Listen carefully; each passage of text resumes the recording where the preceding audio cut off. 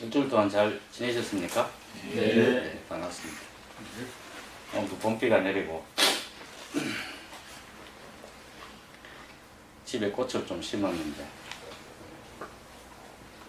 비가 좀 사실 좀 많이 와야 됩니다.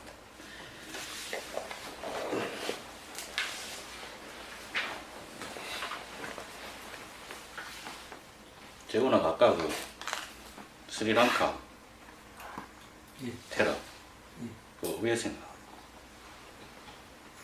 가슴 아프죠. 가슴 아프다. 나는 질문 하나 했다. 지금 이게 참 이 엄청난 문제인데 테러가 전쟁이라고 생각하는 분 손 한번 들어보십시오. 그럼 뭐지? 본게 이거 뭐고 이거? 테러가 그냥 테러인가? 이 큰 의미에서 이게 전쟁의 범주에 포함되는 건가? 사실은 실질적으로 테러로 인해서 죽은 사람이라 할까? 피해를 입은 민간인들의 수가 생각보다 많지 않아요.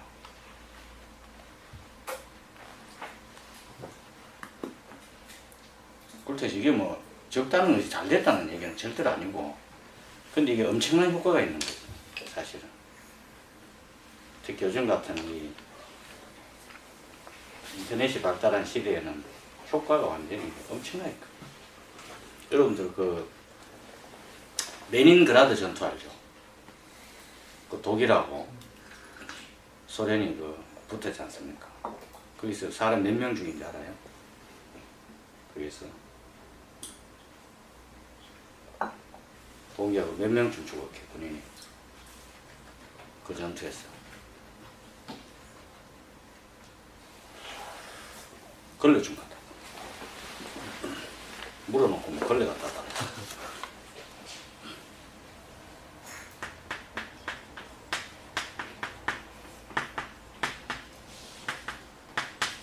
제가 그 사실은 매우 친하게 지내고 그 대학교 때부터 오랜 동안 우정을 쌓고 있는 그 친구들하고 단체 톡을 하는 게 하나 있어요. 그 세 친구는 내 개인적으로 내가 존경하는 친구들이기도 합니다. 그 톡에서 이 테러에 대해서 우리가 한번 약간 토론해 본 적이 있는데, 사실 뭐 결론은 없는 얘기죠. 없는데 그때 제가 이 레닌그라드 전투 예를 들면서 이 레닌그라드 전투에서 독일군이 40만이 죽었어요. 상상이 가십니까? 네? 포항시 인구가 다 죽은 거예요. 근데 더 골 때리는 거는 뭐냐? 소련군 있잖아요. 소련군이 120만이 죽었어요.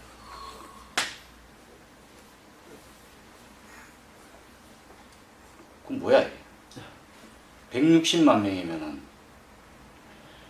광주 인구가 광주 광역시 인구가 얼마쯤 될까?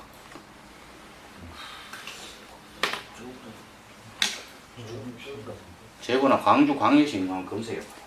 예. 145만.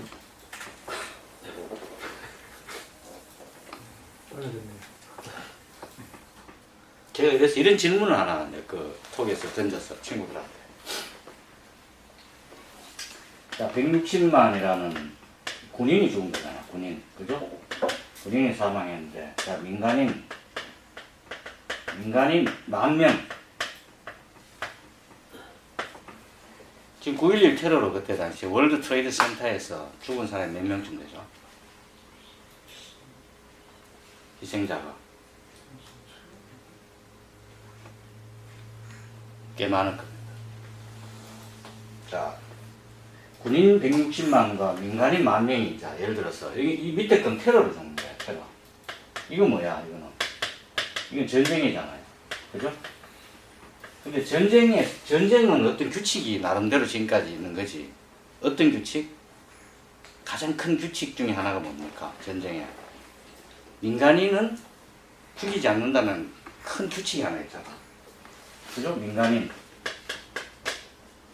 민간인은 전쟁에서는 그 어떤 살상의 대상에서 제외를 시키고 그렇게 했죠. 그런데 이 테러는 뭡니까? 이 민간인을 대상으로 하는 거잖아. 마이클 셀던이나 뭐 예를 들어 존 놀서가 이런 분들이 예? 노직이나 이런 사람이 정의론을 논할 때 자, 이 경우에 있다면은 제가 한번 질문을 던져볼게요. 이게 불가피한 상황이다 라고 했을 때 여러분들은 어느 쪽 희생을 택하겠습니까? 이거 엄청 철학적 질문이잖아. 뭐 이런 일 없겠지만 가정을 안 해보는 거지. 공준이는 어느 거 택할래? 택하기 싫지. 끔찍하지.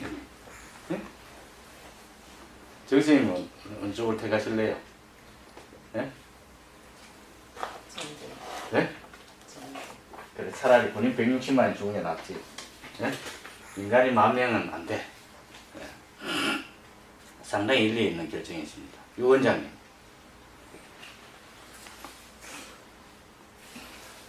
자기가 둘 다 안 했으면 좋겠네.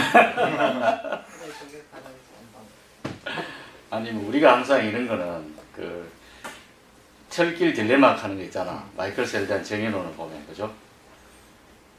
이렇게 조정했을 때. 골치 아프게 그런 거. 김순희 선생님은 어때요? 골치 아프게 그런 거지. 골치 아픈 거 묻지 마라. 골치 아프죠. 뭐 이런 일 없을 겁니다. 근데 이제 우리에게는 이런 일들이 닥친다는 거지.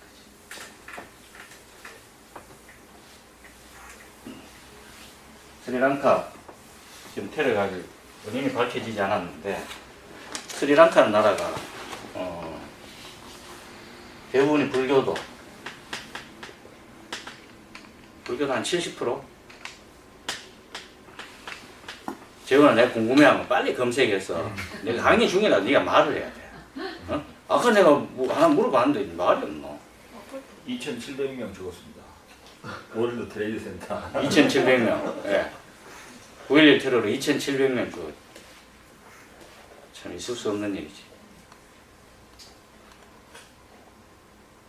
그럼 아까 예를 들면은 쉽게 얘기해서 군인 한 100만 명 죽는 거와 한 5,000명, 3,000명 민간인 죽는 걸 못 바꾸겠다는 우리 정의인 선생님이. 전쟁은 협상이 가능하죠. 아니요. 휴전도 되고. 휴전 상황이 없는 거지. 이제 전쟁이 나서 죽어버린 거지. 네. 어찌됐든 레닌그라드 전투에서 160만이 죽었다니까. 믿거나 말거나인데. 불교도가 한 70% 되고 이 스리랑카입니다. 그죠? 스리랑카 인구가 한 2,700만 명 좀 된다고 그랬으니까 생각보다 많아요, 인구가. 스리랑카는 여기 저 인도의 밑에 여기는 섬이지 않습니까? 섬 제법 크죠, 이거? 여기서 가까운 섬이 신혼여행지로 각광을 받는 무슨 섬 가는 게 있습니까? 몰타인가요? 몰디브. 아, 몰디브. 몰디브라는 섬이 스리랑카에서 가까운 데 하나 있을걸요. 인구 2015년 2,035만 9천 명. 2015년 인구 2,035만. 2,700만 안 되네. 2015년 기준으로 2,035만이니까 약 2천만 명쯤 되니까 적은 인구는 분명히 아니다. 그죠? 네. 불교도가 70%, 힌두교가 몇 프로인가요? 13%. 힌두교가 13%, 이슬람 10%, 기독교 7%. 이슬람 10%, 10%, 기독교 7%. 10%. 네. 요렇게 있는. 지금 이번에 테러로 약 300명 정도 희생됐다 그러죠. 300명이 아마 300명 이상 희생됐을 가능성이 있죠. 그 희생자가 더 나올 수도 있죠. 동체다발적으로. 이 지금 조사하고 있는데 지금 추측컨대는 여기서 이렇게 했지 않느냐는 의문이 있는데 사실은 뭐 밝혀져 봐야 아는 데죠. 근데 너무 이상하잖아. 사실 이 약간 초록은 동색이라고. 불교나 힌두교나 사실은 뭐 큰 차이 없어요, 내가 봤을 때. 대상이 좀 다를 뿐인데. 근데 이 83%잖아. 이 사람들하고 이렇게 해서 뭐 이게 좀 적대적 관계가 됐다는 건 좀 이해가 되는데. 아니, 대부분 이런데 소수 자기들끼리 여기 가서 이렇게 했다 하는 참 이해가 좀 안 돼요.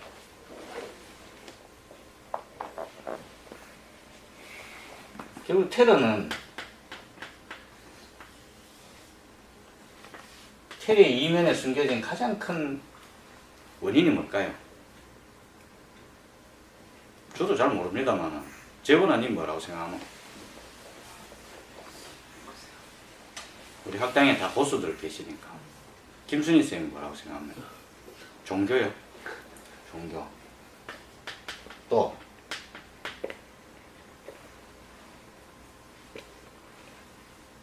뭐 인종도 있겠지 뭐. 인종. 그러니까 인종이라 해야 되나? 뭐 국가의 개념도 좀 있을 수 있겠죠. 그죠? 여러분들 그 이슬람의 시아파, 수니파 이런 거에 대해서 조금 상식을 갖고 있으면은 뭐 좋은데 그건 너무 또 가까이 가면 너무 멀리 가는 거고. 여기 이제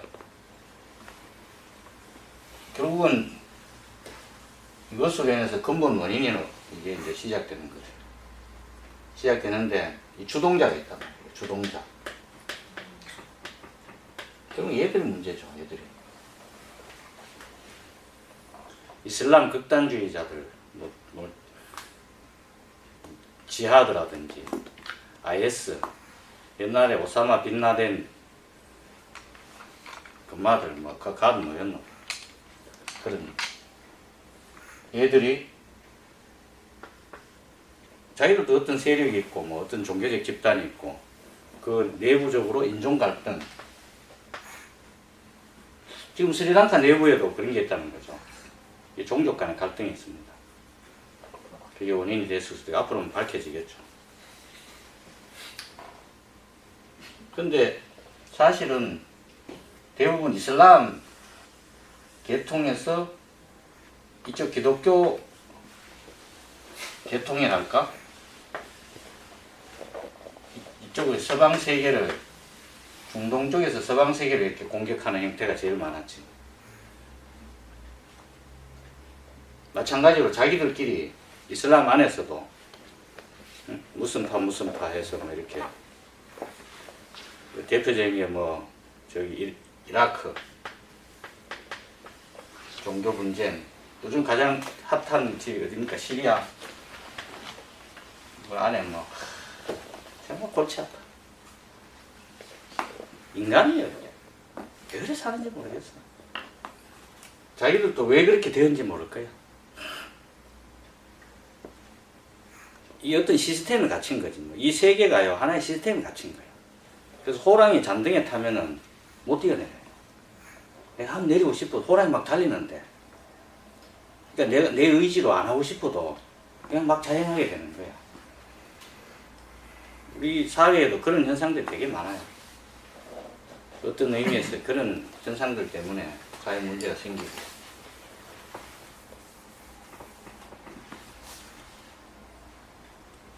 자, 우리가 그 종교 얘기가 나왔는데 사실은 뭐 제가 종교 얘기까지는 뭐 그렇긴 한데 하나 지적하고 싶은 거는 뭐냐면은 이 이슬람이 이제 경전을 쓰는 게 뭡니까? 꾸란카는 거잖아. 코란이라고 그러기도 하죠. 이 내용 속에 인간 말종 같은 그런 구절이 되게 많아. 네? 신의 이름으로 무차별 살상을 하거나 뭐 강간해도 된다, 이건 아주 개 같은, 이거는 그러니까 이 마호메트라는 이 양반이 또 다른 의미로 썼을 텐데 그러는 것을 이용해서 이렇게 테러에 막 적용을 시켜서 하는 어이없는 그런 현상들이 생기죠. 이건 뭐야 이게? 이게 경전이거든요. 경카는 거예요. 경은 이게 인도에서 이걸 수트라라고 해요. 수트라. 수트라라고 영어로 뭐라 합니까 이거를? 캐논이라고 해요. 캐논. 예. 캐논. 우리 저 뭐야 그거 좀 미놀타, 캐논 또 뭐지 그거 사진기 좋은 거 많잖아. 요즘 캐논 요즘 비싼가? 네. 봉기아님 캐논 없나? 비싸. 있습니다. 이 사진 되게 좋아. 이 캐논이 뭐 원래 뭔 뜻이냐 하면은 갈대자 있잖아요. 갈대 리드라 그러나? 갈대자를 캐논이라. 그러니까 이 자라는 건 뭡니까? 도량형 측정하는 거잖아. 옳고 그런 거를 잣대를 들게 된다 그러지 않습니까? 그죠? 그런 의미에서 이걸 캐논이라고 그래서 수트라라고 하는데 이 사실은 이 경은 대단한 말이죠. 이게 이 날줄 경자입니까? 그래서 기계를 성인이 한 말을 그러니까, 경이라고 예, 하고 현인이 한 말을 전이라고 해요. 전이라 그러고. 성인의 말씀. 그러니까 이게 우리가 이 세계는요 시줄과 날줄로 구성되어 있다 이런 얘기했어요. 화엄법계를 설명할 때도 그런 얘기했어요. 예, 그래서 경도와 위도라 그러죠, 그죠? 이렇게. 그러니까 이 하나의 잣대가 되는 거야. 그러니까 그래서 어떤 회사라도 제일 중요한 파트가 사실 뭔지 아세요? 격리 파트예요. 격리할 때 이리자 쓰죠, 그죠? 격리. 예. 격리.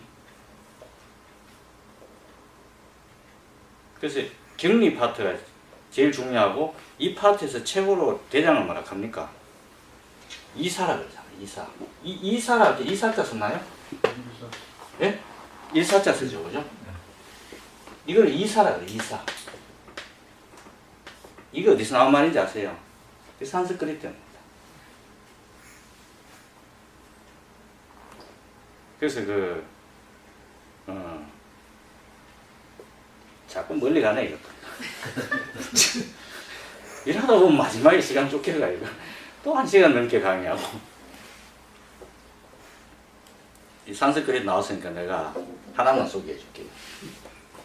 근데 나중에 얘기해 줘야 돼요. 왜 내 말이 이렇게 갔는지. 나 돌아오는 걸 잘 기억을 못해. 네? 세상에 무슨 강의가 이렇게 끝없이 옆으로 써놓은.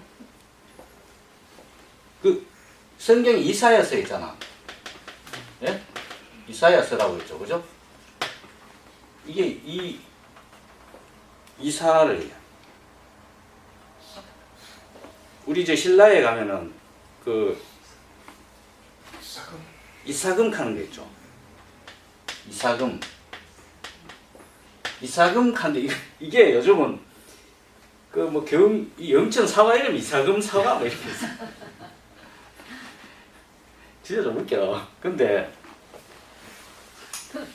예. 이사금이 원래 산스크리트는 뭐냐면은 이사 이게 깜입니다. 깜. 이게 발음교가 정확하진 않아. 이사깜이 이게 이사금으로 발음되는 거예요. 이게 산스크리트 이사깜이야. 그럼 이게 이사깜이 뭐냐면은 이게 이사 플러스 깜의 결합인 거예요. 이사는 아까 얘기했지만 뭡니까? 어떤 최고의 매니저를 얘기하잖아요. 국가를 관리하는 사람, 최고 회사를 관리하는 사람을 이사라 그래요. 처음에는 이사가 최고 대장이야. 근데 이사 여러 명 중에 최고 더 대장을 뭐라 그래, 지금 회사에서는. 이걸 상법상 대표이사라 그러죠. 그죠? 그 이사나 이 이사나 사실 같은 거예요. 이제는 뭐 사회이사, 사내이사, 뭐 다양한 이사들이 있지. 다 이사야서에 들어가야 될 사람입니다. 배워보면. 근데 이런 이사 플러스 깜. 이 깜은 우리 일상생활에서도 이 깜이란 글씨를 굉장히 많이 써요. 말을. 야, 너 그 깜냥이 되냐 그러잖아. 응? 그죠? 그래서 또 뭐라 합니까? 딸내미가 보이프렌드를 데려왔어. 그럼 신랑 뭐라 해? 결혼할 때. 신랑감이라 그러잖아. 그죠? 이때 신랑이라는 위치를 차지할 수 있는 깜냥이 되냐 이런 뜻이야. 예? 그 이사금이 된 거지. 그럼 이사금은 뭐야? 최고의 위치에서 뭔가를 정치를 하거나 매니지할 수 있는 그런 능력을 가진 사람을 이사금이라고 하지. 산스크리트 알면 이거 뭐 쉽게 설명이 되잖아. 이거 모르면 이거 뭔 말이지? 이상하게 풀이하고. 강상훈 박사님 다시 한번. 이 제가 한 게 아니고요. 강상훈 박사님 설명한 걸 제가 기억해놨다 지금 말씀드립니다. 신뢰하죠, 그죠? 그대로 되잖아. 너는 그 감이 안 돼, 자식아. 응? 응? 제보인 속으로 원장 감도 안 되는데 매일 내가 강의하고 말이야. 응? 사실 내가 그런 감이 안 될 수도 있는데 내가 이거 나이가 좀 많잖아. 응? 성질도 좀 더럽고. 이 사람들 명상하고 이러면요, 뭐 되게 조숙해야 되고 욕도 안 하고 뭐 이래 살아야 되는 거 생각해. No. 명상은 자기의 성격을 바꾸는 게 아닙니다. 이거 아셔야 돼요. 우리가요, 이 명상을 해서 여러 가지 이득이 있어. 그럼 자기가 갖고 있는 본래 그런 성격은 잘 안 바뀌어.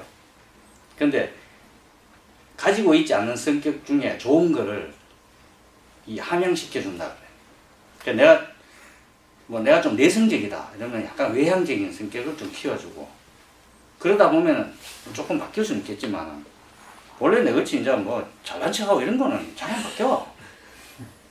그럼 지 변명하네 뭐 이렇게 또 얘기하고 싶은데, 아니 명상하는 이유가 뭡니까? 내 하는 일 열심히 에너지를 가지고 열심히 잘하고 타인을 위해서 일 처리 잘 해주고 내 스스로 기분 좋게 행복하게 살고 이웃과 가족과 국가를 위해서 내가 좀 도움되면 그게 좋은 거잖아요. 그럼 되지 뭐. 성격까지 뭐 고요해야 되고 뭐 신부님이나 뭐 개뿔 뭐 지금 얘기 왜 자꾸 경을 얘기해야 될까? 이 경이요. 제가 이 얘기를 왜 했냐면 이거 믿지 말라는 거예요. 예? 개뿔 무슨 인간이 진짜 이거 완전 진짜 웃기는 거야. 이 꾸란이라는 것 때문에 여기에 지금 얼마나 많은 이 구절 때문에 어설픈 테러가 자행되고, 예? 그게 아니 혹세무민하는 거지. 이것들이 아까 있었는 위에 지도자라고 하는 이 소위 이삭감 이런 것들이 밑에 어설픈 것 좀 정신 희미한 아이들 뭐 부족한 이런 사람들 끌고 와가지고 야 경전에 써 있으니까 따라해봐. 그 경전이 이거야 많은 거는 없는 거와 똑같은 거야. 그러면 여기 이 경전이 그럼 제가 꾸란만 얘기하겠습니까? 불경 있잖아. 불경이 한두 개야. 84,000번문. 84,000번문. 불경. 그죠? 불경. 이거 경전은. 이 캐논들이 되게 많잖아. 예? 꾸란뿐만 아니라 불경도 있고, 예? 수트라. 이거 많잖아. 뭐 또 뭐 있노? 성경도 있잖아. 유대 경전은 뭐라 합니까? 토라라 그러죠. 토라. 예? 토라. 이게 다 경들이거든. 경. 토라는 무슨 유대 경전이 아니지. 이슬람 경전.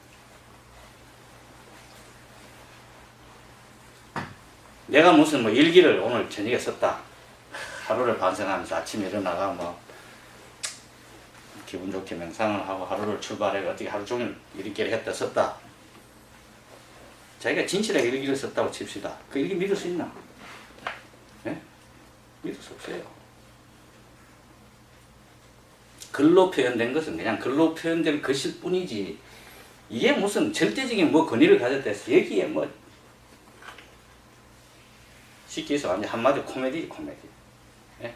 그건 뭐 이건 뭐야 그냥 이런 것들은 그냥 이릉의 지침 정도야. 지침. 어떤 삶에 있어서 하나의 지침 정도가 되는데 이건 몇 프로 정도 작용할 것 같아요. 자, 우리 인생에 예를 들어서 정현 선생님 절에 열심히 다니시잖아. 불교 경전을 내 삶의 몇 프로 정도로 생각하십니까? 거기에 나온 말 중에 이런 거에 대해서 내가 어느 정도 참고하고 살아야 된다고 생각하세요? 30%?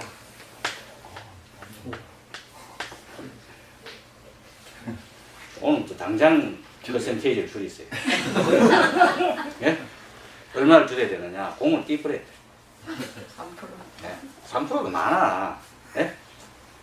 3% 엄청난 겁니다. 예? 내가 30% 카니까 억지로 3% 정도를 해주는 거예요. 예? 우리 인간이 살아가는데 얼마나 많은 책들이 내 주변에 있는데요. 예? 얼마나 많은 내가 참고해야 될 아름다운 꽃들과 나무가 있고 사람들이 있습니까? 근데 그 경쟁이 내 인생의 30%를 차지한다고요? 인생 헛사는 겁니다. 억울하죠? 속으로 이럴 거야. 그냥 뭐 안 답답했잖아. 내 나름대로 열심히 절에 댕기는데. 그러나 부지런한 겁니다. 예? 이거는 쉽게 얘기해서 그냥 종이 쪼가리야. 예? 개뿔 이거 아무 의미도 없어요. 그럼 뭘로 증명해야 돼? 예? 뭘로 증명해야 됩니까? 내 삶을 이 실천을 통해서요. 이 실천을 통해서 내 삶을 얼마나 자유롭고 행복하게 살았냐 이걸로 증명해야지. 예? 예? 그래서 훌륭한 스님들 뭐라 합니까? 이거 보고 경제는 얽매이는 거 뭐라 하노? 달을 가리키는 손가락이라 하잖아.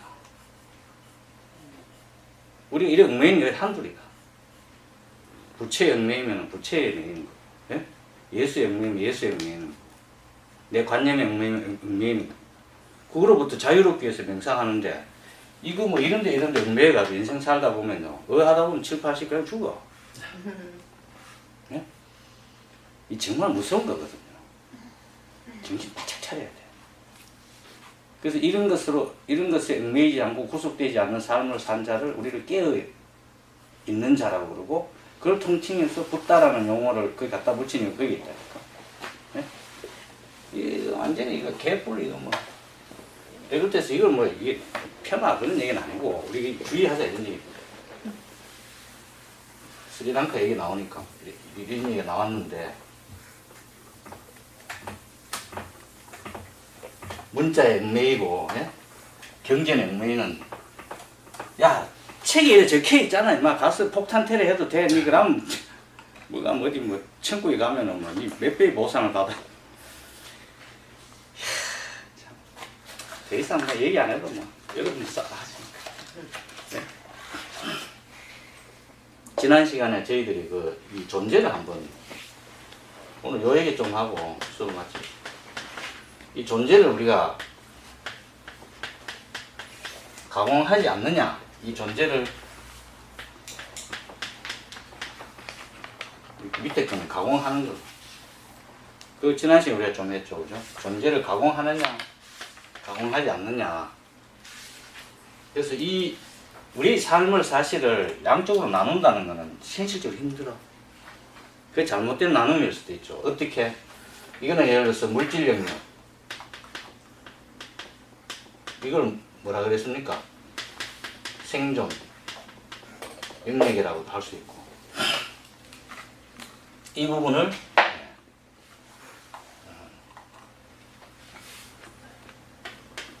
정신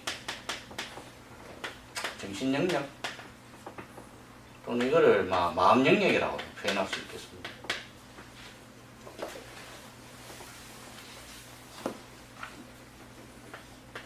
가공하지 않는 영역.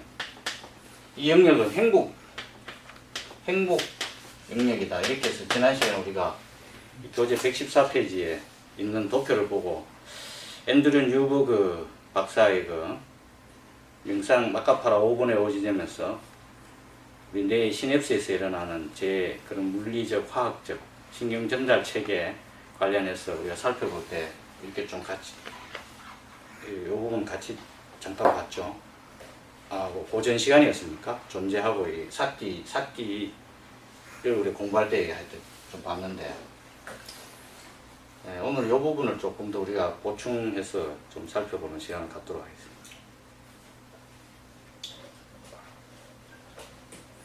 이게 존재라는 말 이거 골치 아픈 존재예요.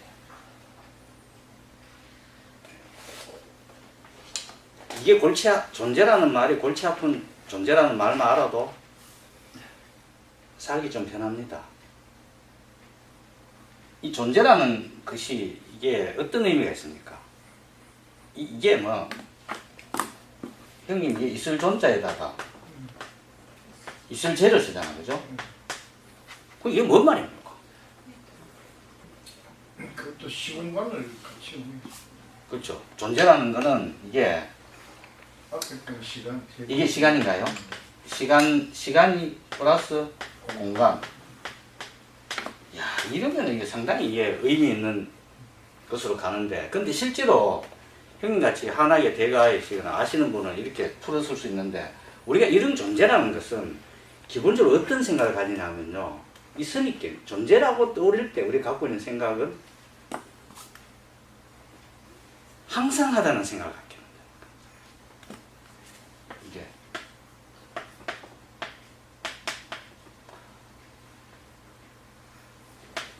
이 상자 이거 쓰나요?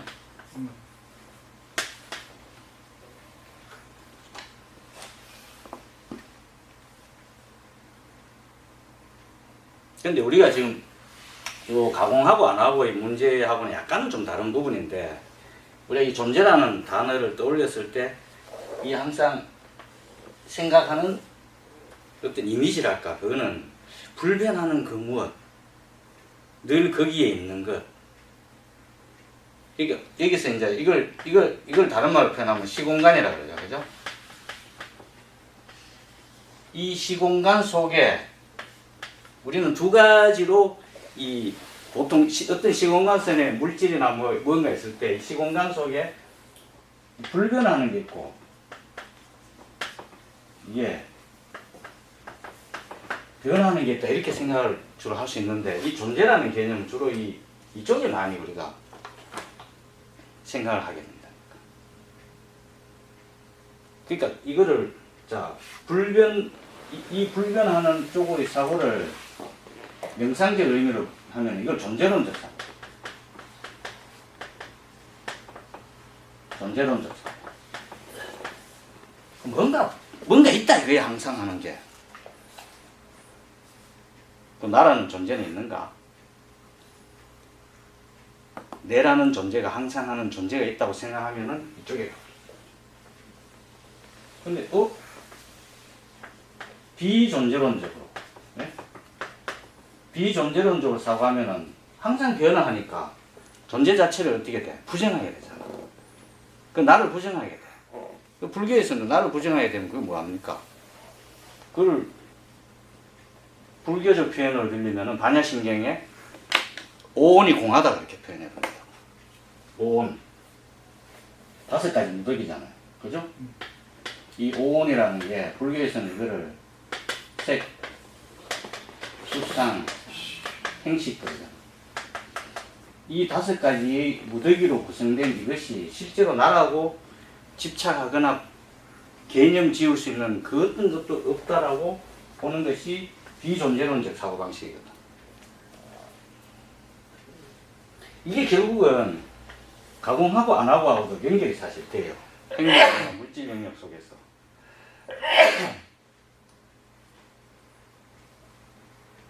그럼 우리는 일반적으로 어떻게 사고하고 있느냐? 대부분 다 이게 존재론적 사고방식을 택해서 일상생활하고 말하고 행동하고 다 그렇게 생각합니다.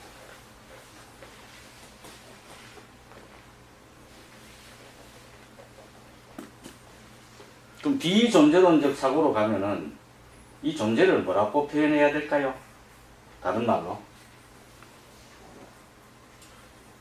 비존재론적 사고로 갔을 때 이 존재를 다른 말로 표시할 수 있는 말이 뭘까? 사건입니다. 사건.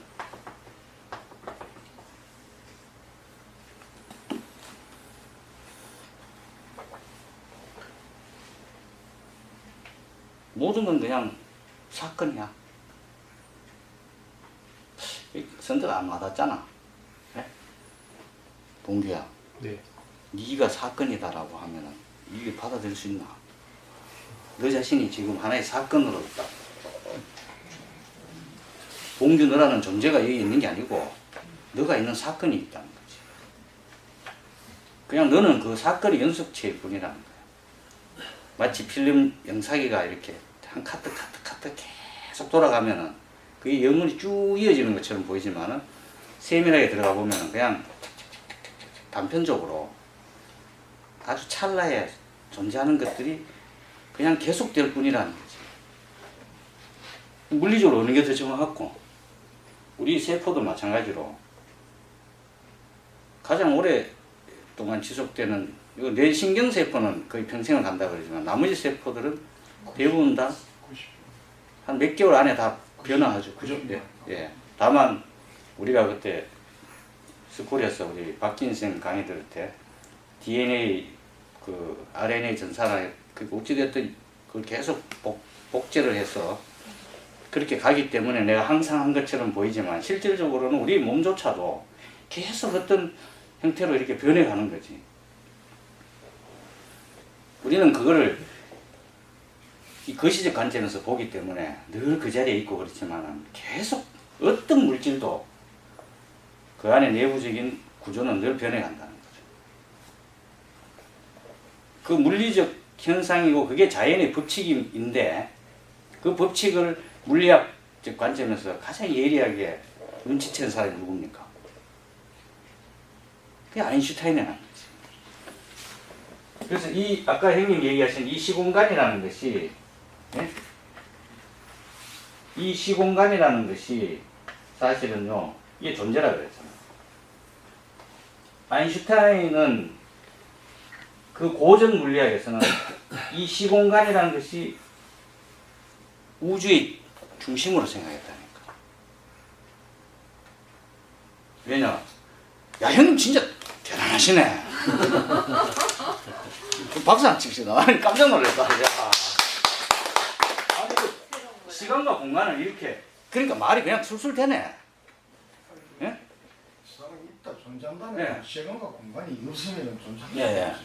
그러니까 이게 사실은 우리가 아인슈타인을 전해서 그 전에 고전 물리학과 그 이후에 현대 물리학으로 이렇게 사실은 어느 기점을 좀 나눠지잖아요.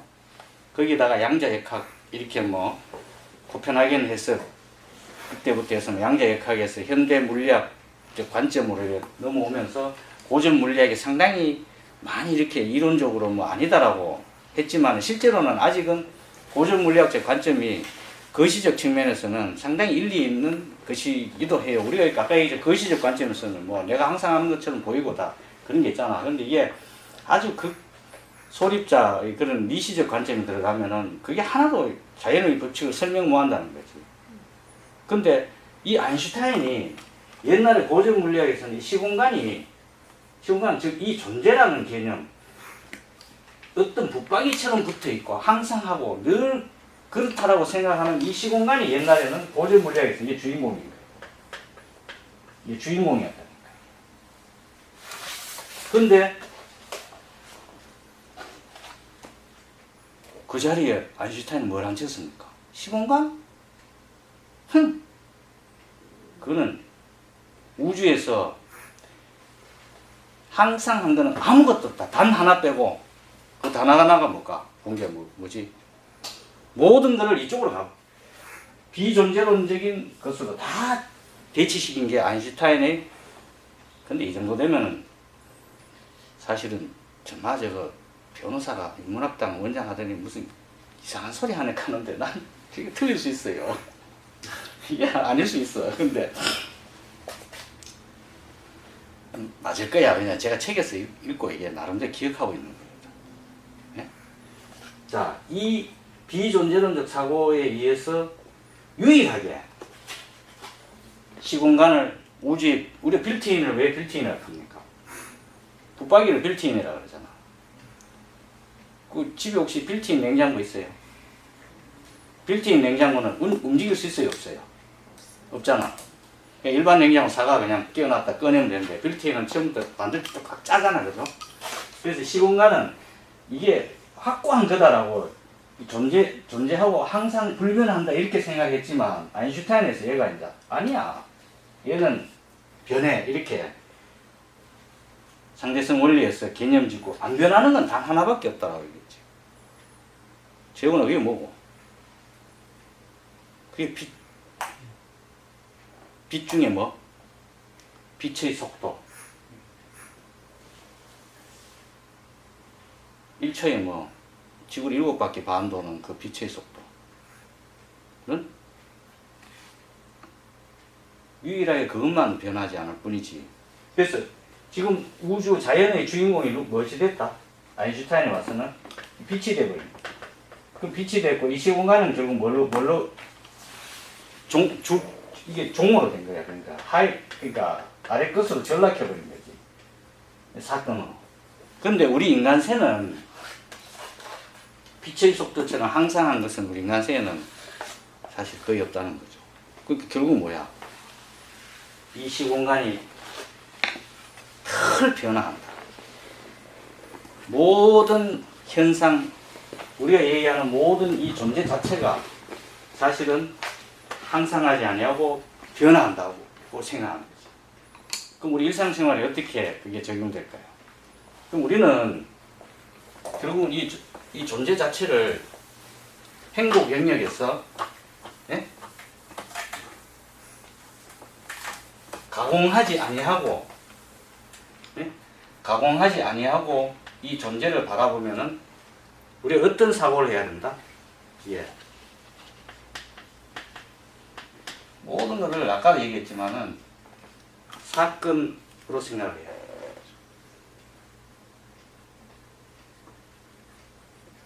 예를 들어서 봉규가 이제 제시 집사람에 대한 너의 생각이 김순희 씨도 제 계시지만은 이게 남편과 아내라고 생각해 보면 남편 있고 아내가 있어. 봉규 아내는 봉규 부인이야, 그지? 근데 봉규 네가 생각하는 사랑하는 아내가 존재론적으로 판단했을 때와 하나의 사건화 시켜서 판단했을 때는 그 사람을 보는 시각 자체가 완전히 달라요. 존재론적 사고방식은 어떤 거다? 이 존재를 억수로 가공을 해버린다. 네? 가공하면 어떤 생각이 돼? 어떻게 될까? 제일 심한 게 뭐야? 편견을 가지고. 편견. 어떤 관념을 가지고. 이거 다 생각의 어떤 사실 쓰레기거든. 이게 존재론적 사고의 아주 나쁜 결과물들이에요. 이게 관념, 신념. 응? 나는 이런 사상을 갖고 있어. 응? 고상한 말이잖아. 나는 이런 인생 철학을 가지고 있어. 개똥철학. 이런 것들이 전부 존재론적 사유 방식이 체계. 그래서 내 존재를 가공해서 결론 내는 내 사유 체계의 범주가 일로 다 가버려.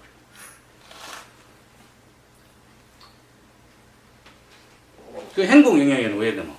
이게 가공하지 아니하니까 가만히 놔두는 거야. 왜? 나는 내 마누라를 마누라라고 규정하지 않는 거지. 굉장히 중요한 거예요.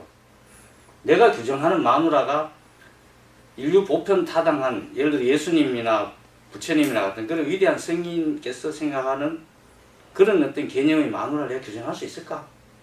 불가능하지. 내가 규정하고 어떤 존재를 가공하는 순간 이미 끝나버리는 거야. 그거는 자연의 현상 있는 그대로 상대를 절대로 볼 수 없다는 거지. 그래서 노자는 뭐라 했습니까? 해가지고 야, 존재를 가공하지 마라. 그래서 도덕경 첫 장의 첫 마디가 뭐야? 형님 뭐라 했어요? 예, 그렇죠. 도가 도는 비상도라. 도가 도는 비상도. 도를 이 가짜가 뭡니까? 이 가짜인가요? 아니지. 오를 가짜가 이. 가발이 들어갔었어. 아이씨. 입구에 들어갔어. 야, 네? 옛날 사법고시 진짜 한참 하야란데 다 됐어. 가능하다 이 말이잖아요. 그죠? 이거잖아요. 그죠? 도가 도는. 이 글씨가 갑자기 생각이 안 나노.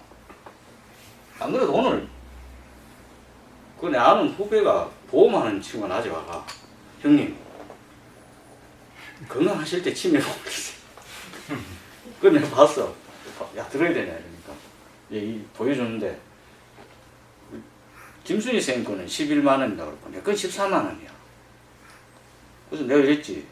야 형수보다 내 머리도 좋고 머리에 든 것도 많으니까 형님 그게요 치매로 가는 지름길입니다.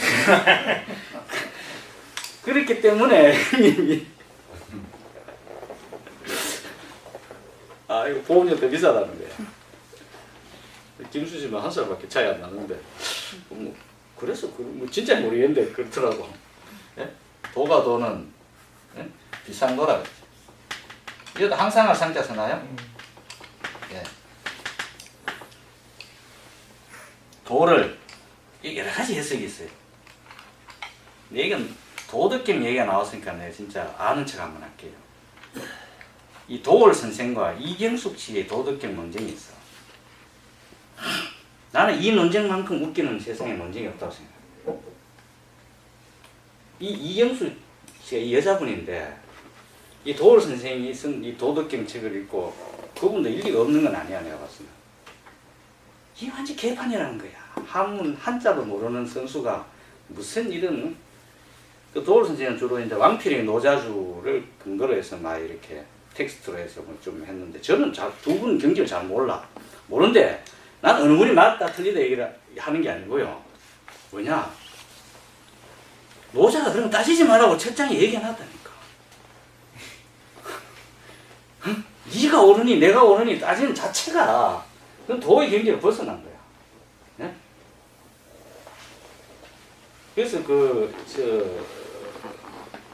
중국의 그 누굽니까 유명하신 그분이 쓴 제가 도덕경 책을 한 5권 정도 돼요. 갖고 있어요. 근데 그 중국 그분 거를 이제 샀어요.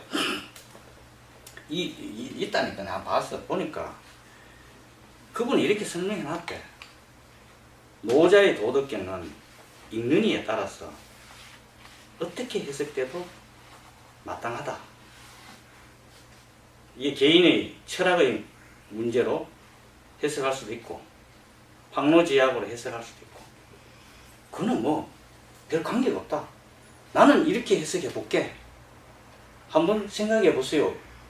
역시 곳은 달라. 네가 잘했다 뭐 이건 절대로 얘기 안 해.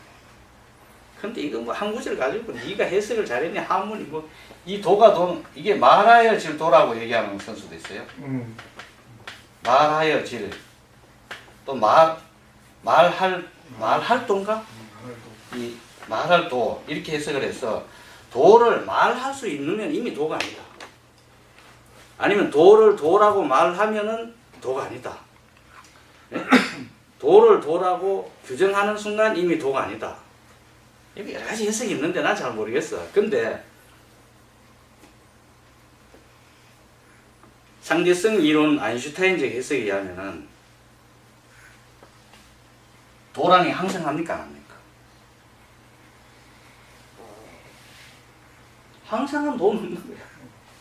도조차도 항상 이것도 하나의 사건이지. 그럼 뭐야 이게? 내가 불교적 용어로 치면 이게 니르바나야. 이게. 그냥 지혜처럼 한번 이렇게 번개처럼 나타났다가 스여지고 그냥 사라지는 거야. 근데 이게 어디 세상에 도라는 게 줄기처럼 있다? 그거 다 개소리입니다. 난 그렇게 생각해.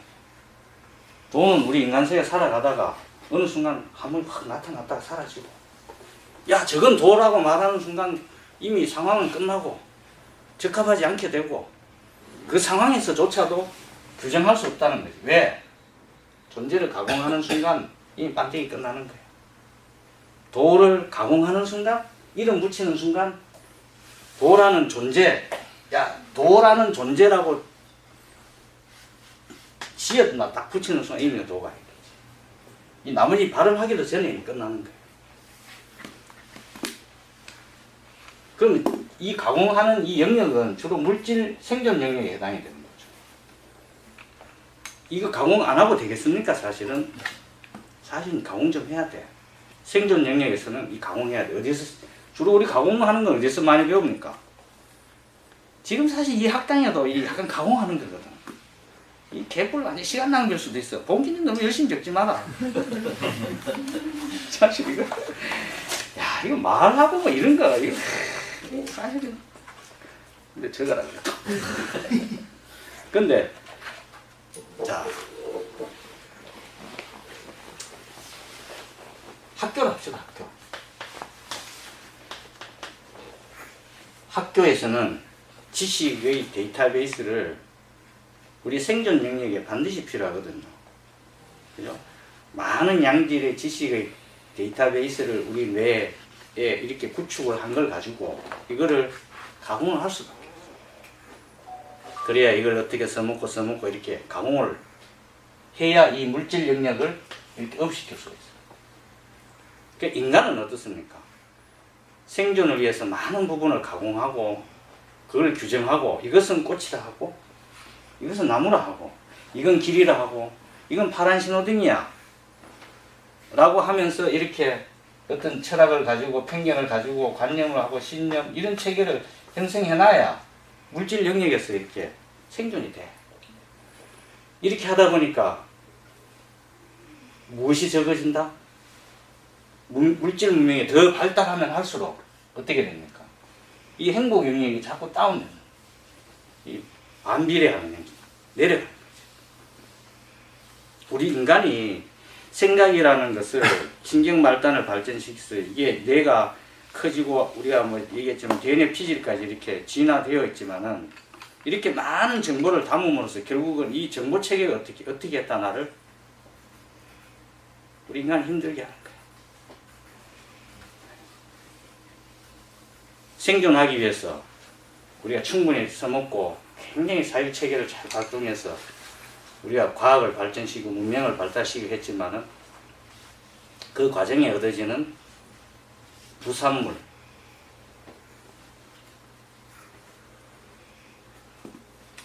괴로움이라든가 그런 뭐 불안, 걱정 이런 것들이 쌓이게 됩니다. 그래서 이 영역이 업될 때 우리는 때로 이렇게 해서 생존 영역을 굉장히 활발하게 이렇게 진행시켜야 되지만 거기에서 일어나는 옳지 않은 여러 가지 부산물을 쌓이는 걸 우리가 아사바라고 하죠. 오염물질. 이것을 어떻게 유효적절하게 처리하기 위해서 이 부분을 가공하지 아니하고 가만히 놔두는 시간을 가질 필요가 있다. 이 책의 저자가 주장하는 얘기일 뿐만 아니라 우리가 명상에서 기본적으로 사실 다 알고 있는 내용입니다. 그래서 우리가 왜 명상을 해야 되느냐? 굳이 명상이라는 단어를 붙이지 않더라도 명상과 유사한 그런 내 자신을 관찰하는 시간을 가지고 거기 유사한 행위, 음악을 듣는다든가 예술품을 이렇게 감상한다든지 좋은 경치를 보고 아름다운 것을 보고 감탄한다든지 그러한 시간들을 가져야 되느냐 하는 것은 이 가공하지 아니하는 이 시간을 우리가 가지는 거예요. 이 시간을 가지지 않고 오로지 가공하는 이쪽으로 가면 나중에 어떻게 돼요?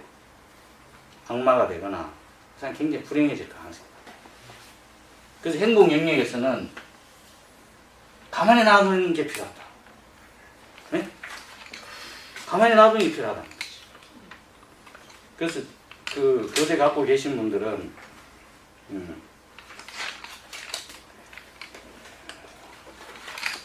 113페이지를 한번 펴보시면요.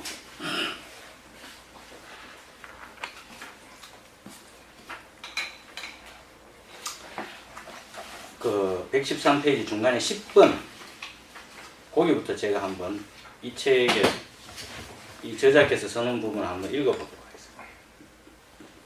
같이 한번 읽어보겠습니다. 존재를 분석 사유 논리로 체계화하지 아니하고 마음 공간에 낀 마음 오염원이 제거되면은 실제를 있는 그대로 볼 수 있다. 이건 우리가 명상의 이익 중에 자유로움 실제 보기 부분에서 수없이 얘기한 부분이죠. 사람들은 오랫동안 분석, 사유, 논리로 존재를 가공하는데 익숙해져 있다. 어떤 데이터가 마음 공간에 들어가더라도 즉각 어떻게 합니까? 우리는 가공하고 평가하죠. 작업만 엄청 빠른 속도로 작업을 해요. 분별을 심각하는 거지. 나누어 버리는 거지. 그래서 불교에서 이걸 분별하지 아니한다. 두 개로 보지 아니한다. 그래서 분리 뭐 이런 것까지도 비슷한 표현입니다. 가공해야 할 데이터는 가공하고 가공하지 말아야 할 데이터는 가공하지 않는 훈련이 필요하다. 우리는 막 끊임없이 가공합니다. 그런데 우리 가공하지 않는 훈련을 우리 사람들이 잘 합니까? 안 하니까 왜 되나? 스리랑카 같은 일이 생기고 테러가 생기고 전쟁이 생기고. 그리고 우리 민족은 명상 민족입니다. 다른 민족은 그렇게 침략 많이 안 했잖아. 네? 너무 침략하면 잘못했다. 네? 그래서 학교는 이런 걸 가르치는 데. 그래서 물질 영역에서 생존하는 방식을 가르치고, 이거는 우리가 뭐 굳이 뭐라고 할까? 여기다 책에 있는 것처럼 수행, 도량. 여기서는 가공하지 않는 걸 가르치고. 그래서 우리가 스쿨에서 공부하고 이렇게 책 보고 우리가 늘 이렇게 1시간씩 걷기와 앉기 명상을 하지 않습니까? 올 때마다 우리가 하는 게 이쪽 영역을 우리가 여기서 공부하는 거죠.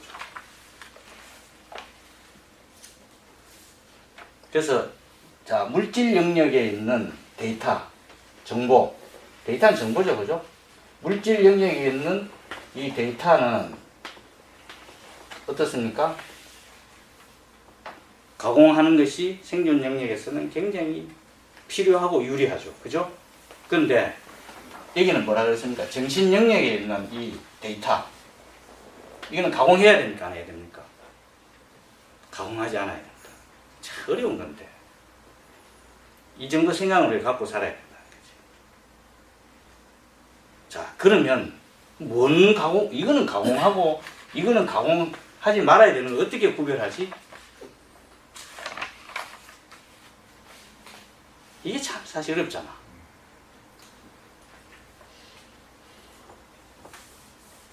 이건 뭐 달리 표현할 길은 없고요. 이걸 지혜라 합니다. 그래서 우리는 지혜로운 사람을 되게 높이 평가하죠. 빤냐라고 그러죠. 빤냐.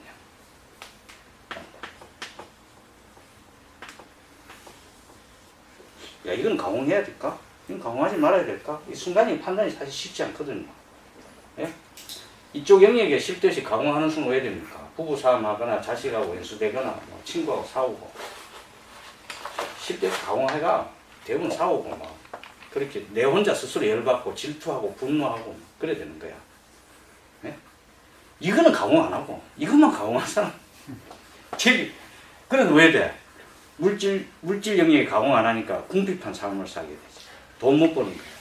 매일 거지처럼 살아. 집안에 들어가면 매일 싸워. 예. 이건 끊임없이 가공하고. 예? 그 훌륭한 사람 뭡니까? 돈 가공 잘해. 돈 억수로 잘 벌어. 명상하는 사람 돈 벌지 마라. 그건 절대로 잘못된 얘기입니다. 정상적으로 훌륭한 직업을 통해서 돈을 많이 벌어요. 예? 그래서 좋은 일에도 쓰고, 그것이 뭐 잘못된 방향이 아니면, 예? 명상에서 뭐 성경 얘기처럼 돈 벌지 마라 이런 얘기 절대로 안 합니다. 그거는 각자 알아서. 여기는 가공 잘해서 이 사회에 이바지하고 사회 리더도 되고, 예? 요즘 뭐 그 삼성 폴더 폰 그거 뭐 문제 생기고 있다 하는데 좀 더 가공해야 돼요. 예? 덜 가공해가 지금 문제 생긴 거야. 이거 가공할 때 이 부분은 가공 안 하고 놔야 되는데 이거 같이 가공하다가 제품이 괜찮게 돼요. 그래서 구글이나 이런 연구직에 있는 사람들 어떻게 합니까? 요거 가공을 잘 하기 위해서 이 가공하지 않는 순간을 가져라 해가지고 체드 몽탄인가 뭐 존 카바친 이런 선수들 있잖아. NBSR 예? 체드 몽탄 너의 내면을 검색하라. 그 시중에 엄청 많잖아. 개뿔그만 다 똑같은 소리야. 별거 아닙니다. 이 메커니즘 속에 움직여주면 이 폴더폰이 그 오류가 날 수가 그렇게까지 아니겠지만 처음인데 오류 좀 나도 돼. 삼성 최고야. 우리 민족 진짜 대단해요. 예? BTS 방탄소년단부터 해가 이제 좀 있으면 전 세계가 우리 손아귀에 들어온다니까.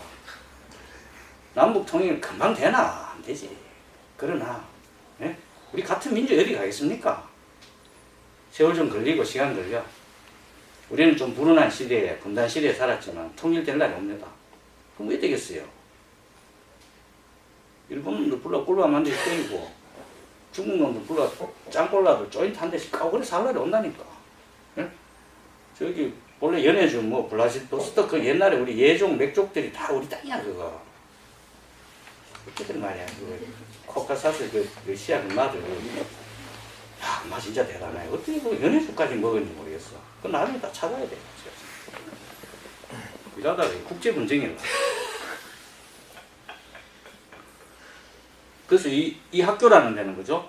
데이터를 분석 사이의 논리로 가공하는 데 중점을 두고 교육을 시키고 삶에 필요한 물질을 효과적으로 획득하고 그걸 잘 활용할 수 있고 좋게 쓰는 방법을 가르치고 이 명상을 하는 이런 어떤 힐링센터나 수행도량이나 우리 집에서 고요한 시간을 갖는 그 시간에는 데이터, 내가 갖고 있는 데이터를 가능하면은 분석 사이의 논리로 체계화시키지 않습니다. 그냥 가만히 놔둬. 그래야 되면 어떻게 된다 그랬어요? 예. 우리 컴퓨터에 그 뭐 압축 풀기 하는 게 있잖아. 그죠? 집에 막 압축해가 그걸 딱 이거 풀어. 그러면 뭐가 나온다 그 순간에? 이게 나온다는 거죠. 지혜가. 자, 우리가 삿기 수행으로 마음 오염원을 제거하고 건강을 회복해서 행복 지수를 높일 수 있다. 뭐 맨날 결론은 그거지 뭐. 하루에 10분 정도 명상합시다 이 말이야. 이건 우리 충분히 하고 있잖아. 열심히 살고 있으니까 이쪽에 부분을 좀 이렇게 치중해서 자유롭고 행복한 그런 삶을 살 수 있도록 노력을 또 해보도록 합시다. 자, 오늘 수업 여기까지 하겠습니다. 수고하셨습니다.